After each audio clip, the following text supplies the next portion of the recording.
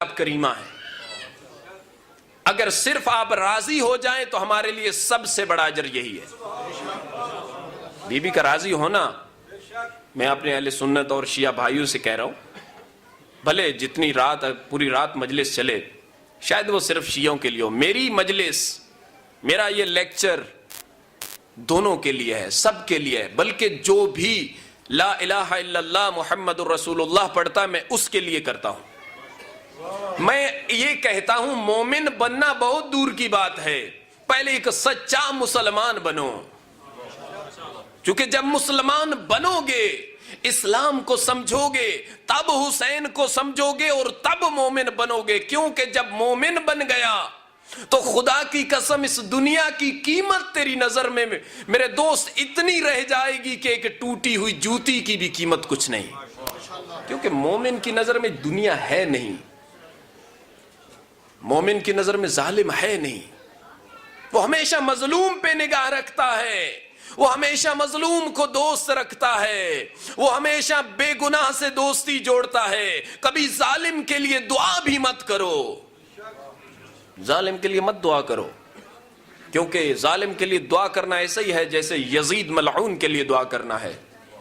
بھلے اپنا باپ کیوں نہ ہو، بھلے بھائی کیوں نہ ہو، بہن کیوں نہ ہو. جب ظالم ہے اتنا کہہ سکتے ہیں پروردگار گنہگار ہے، اس کے لیے معافی مانگتے ہیں، اس کو بھی کہیں گے تم بھی توبہ کرو. دوستو اتنی تقریروں میں جو کچھ ہم نے بیان کیا اس کا آج نچوڑ دینا چاہتا ہوں. اس کا نچوڑ یہی ہے کہ اس کا آخری رستہ جو ہے وہ توبہ ہے، توبہ. اور آج سے کوئی بڑی رات نہیں ہے جس میں ہم توبہ کر سکیں. آج کی رات سے کوئی بڑی رات ہے ہی نہیں کہ جب ہم توبہ کر سکیں. آج واقعاً اہل بیت کے خیام جب لگے تھے نا کربلا میں، ایک ایک خیمے سے قرآن کی آواز بلند ہو رہی تھی، ایک ایک ماں رو رہی تھی، زینب بھی رو رہی تھی. چونکہ بی بی زینب کی شہادت لوگ کہتے ہیں نا یہ ان کی شہادت کا دن ہے، یہ ان کی وفات کا دن ہے، اس دن بی بی دنیا سے گئی. بی بی کی شہادت کا کوئی دن ہے ہی نہیں. بتائیے علی کی بیٹی جب علی کے سر مبارک پہ لگی ضرب دیکھی تھی تب علی کی بیٹی کہاں تھی؟ اس وقت میں کہتا ہوں زینب مر گئی تھی. جب علی کے سر مبارک پہ زینب پٹیاں کرتی تھی اس وقت زینب مر گئی تھی. جب حسن مجتبیٰ کے جنازے میں لگے تیر دیکھے تھے اس وقت زینب مر گئی تھی. جب حسین مظلوم کربلا سامنے ذبح ہو رہے تھے اس وقت زینب مر گئی تھی. لیکن زینب تو صرف حسین کو دیا وچن، حسین کو دیا وعدہ پورا کر رہی تھی. حسین کی بہن بس دنیا کو بتا رہی تھی کہ ہم مظلوم ہیں، ہم حق پہ ہیں، ہمارے نانا کا دین سچا ہے. ایک صلوات پڑھی آل محمد کی ذات.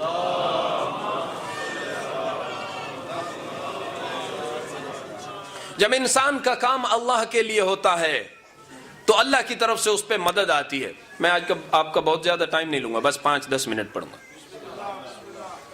اس کو اللہ سے مدد آتی ہے، لیکن جب اس کا کام دنیا کے لیے ہوتا ہے تو شیطان کی مدد آتی ہے. ہم نے وضو کیا، نماز پڑھنے گئے مسجد میں، نماز نیت کر لی، کس لیے جا رہے ہیں؟ جوان لڑکا ہے، خوبصورت ہے، جا رہا ہوں تاکہ کوئی مجھے دیکھے. ایک صلوات پڑھی آل محمد کی.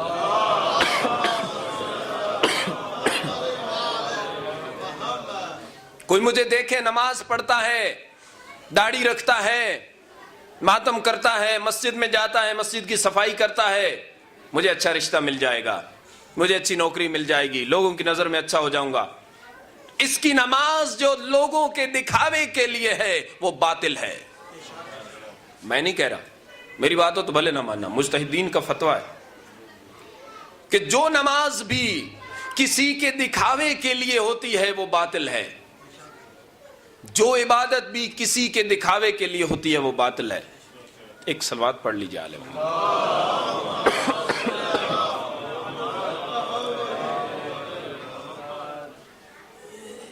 کسی کو دکھاوے کے لیے مت عبادت کرو، بلکہ جب بھی نماز پڑھ رہے ہو اس وقت ایسے ذہن بناؤ، ایسے دماغ میں لے آؤ کہ جیسے حسین ابن علی کے سامنے کھڑے ہیں، جیسے رب رحمان کی عدالت لگی ہے، ہم سے پوچھا جا رہا ہے، ہم اسے جواب دے رہے ہیں. ایسے تم کھڑے ہو نماز میں.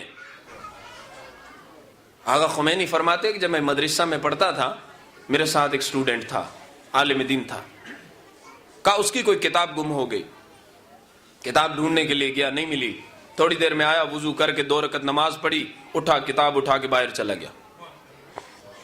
میں حیران ہو گیا کہ بھائی یہ کیسی نماز ہے، تو نے 2 رکعت نماز پڑھی، تجھے تیری کتاب مل گئی، تیری منزل مل گئی، کیا کیا؟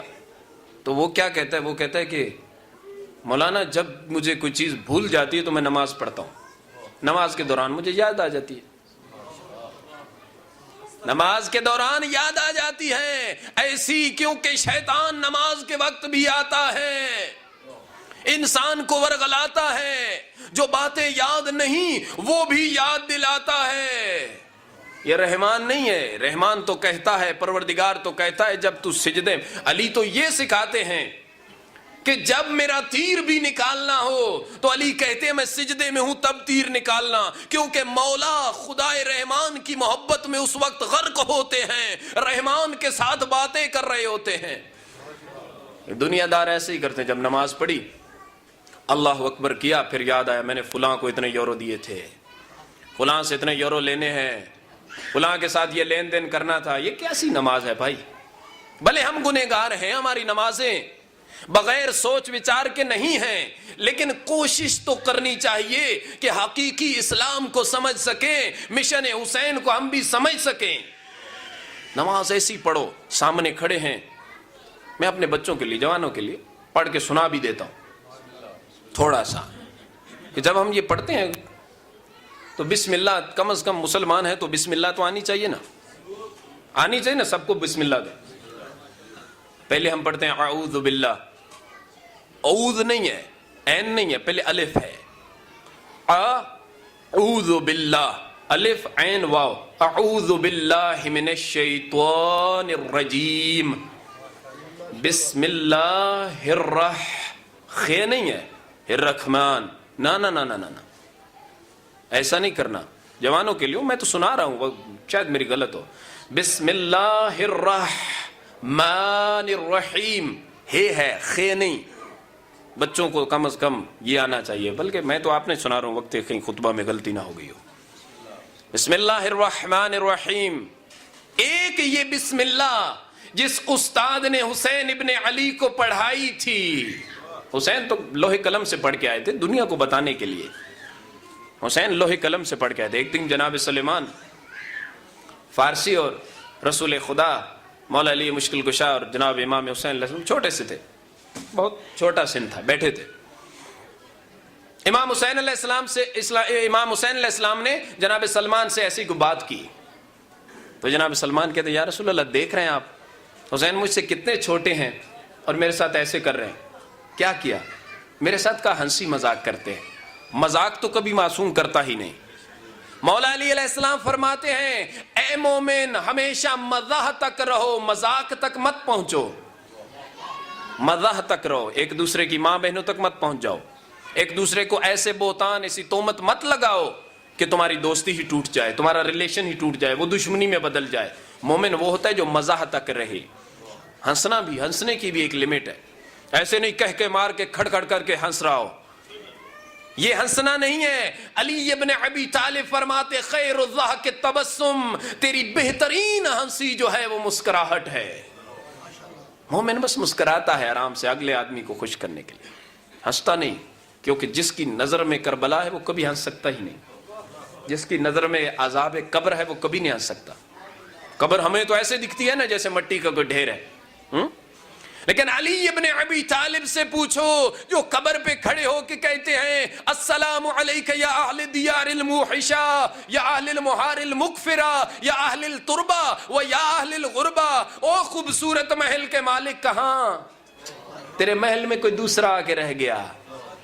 او خوبصورت بیوی کے شوہر کہاں؟ تیری بیوی کسی دوسرے سے نکاح کر گئی۔ اے مٹی میں رہنے والے مسافر، اے غریب الوطن، علی تجھے کہتا ہے بتا تو صحیح تیرے ساتھ کیا ہوا۔ یہ قبر کا عذاب بہت سخت ہے۔ دیکھو ہم دنیا کے لیے کیا کیا کرتے ہیں، اسے بنانے کے لیے، اسے سنوارنے کے لیے، لیکن ایک موقع بہت سخت آتا ہے، جب انسان روتا